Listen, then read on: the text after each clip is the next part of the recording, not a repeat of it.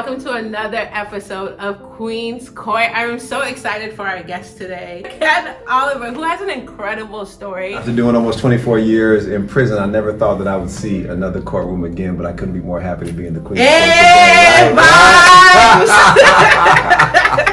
I want to hear a little bit about your journey from growing up in South Central LA to now being the VP of Checkr.org and Executive Director of the Checkr Foundation. You know, my journey is a cliche for black men growing up in the inner city in America, like in the streets at a young age, misguided, misdirected. Well, I did almost 24 years in prison, 9 of those in solitary confinement. Wow. Led me on this trajectory to where I'm at today, which is serving the people. I call it Harriet Tubman work, where I'm going back in there to get my homies and people to look like us, to show them a better way and show them how they can get that bag without hugging the block. Wow, you're leading a revolution. Right, I got a whole lot of Nat Turner.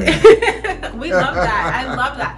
Can you talk a little bit about your experience in the classroom? I have a paralegal certification and I have several other certifications, but as far as formal school and education, 9th grade. For me, it happened in prison, where I read over 1,000 books and became intimate with the conversations and thought leadership of some of the greatest minds that ever existed on this planet. It was a way for me to be free and exercise freedom. What book would you say that you were reading, or maybe an experience that you had that led you on this educational journey while you were incarcerated?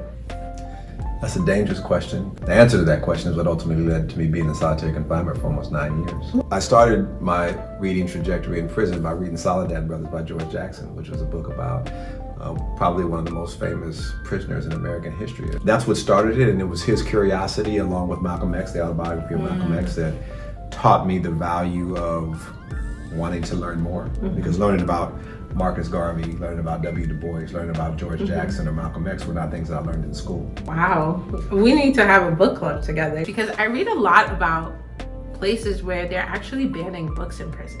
Our ancestors who were brought over here in chains were forbidden to read. And that's when I started to understand that education is enlightenment, right? And that if I'm reading and educating myself, the reason that's a threat to an oppressor is because I might wake up one day and realize that I'm not supposed to be enslaved. And so if you fast forward 400 years and try to understand why prison officials who are part of that same machinery, that part of that same system of, you know, American oppression, it's dangerous because they may wake up and realize what's happened to them, that they're part of an oppressive system, and that changes the trajectory of how I decide to move on a daily basis, and I now actually have a value, right? And want to understand how that was possible from a constitutional perspective. So that's when I went on a journey to study law and became, you know, somewhat of a constitutional expert and wrote my way out of prison. I would love to hear more about the work that you're doing at Checkr.org. So when I got out June 3rd, 2019. I went to work at a public interest law firm as a paralegal as a result of some of the legal stuff I'd done in prison.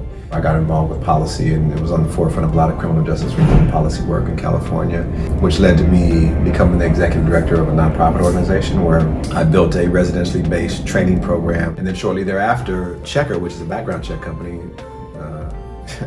counterintuitively enough, they hire more fair chance people who have exited the prison system than any company in California.